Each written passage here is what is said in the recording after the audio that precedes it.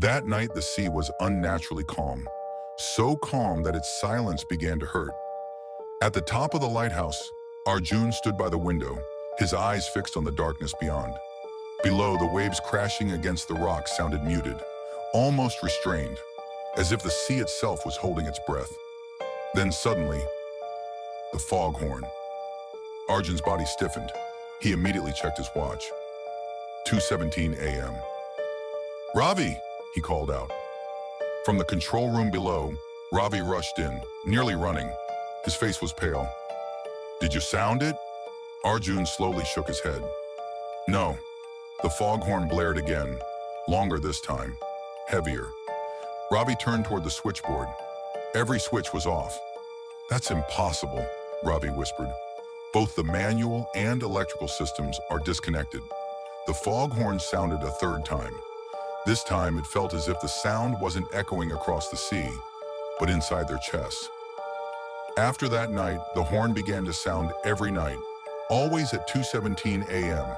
Arjun started documenting everything in the logbook, but his hands trembled before he could write certain things, as if putting the truth on paper was the same as inviting something in. On the fourth night, a dense fog rolled in, so thick that even the lighthouse beam couldn't pierce it. The horn sounded, and this time, something answered. From deep within the sea came another horn, older, broken, as if it hadn't been used for centuries. "There's no other lighthouse anywhere near here," Ravi said quietly. The horn called again, and again a response. Call, response, as if the sea itself was speaking. The next morning, Ravi said he had dreamed. In the dream, he was standing beneath the water. Before him rose an ancient lighthouse, rusted, crumbling.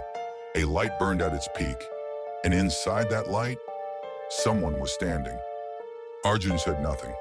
That night, he had the same dream, except in his dream, he was the one standing inside the light. On the seventh night, Arjun woke before the horn sounded. He heard footsteps, but there were only two people in the lighthouse. Ravi stood in the control room, eyes open, face empty, like a man sleepwalking. His hand hovered near the switch. "Ravi, stop," Arjun said. Ravi slowly turned. His voice was different, deep, heavy. "He's calling." "Who?" Ravi pointed toward the window.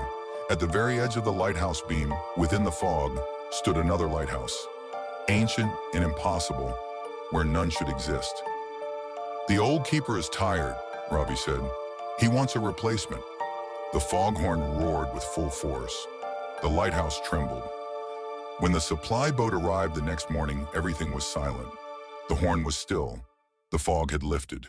Inside the control room stood Arjun, alone, exhausted, dark circles under his eyes. "The other keeper?"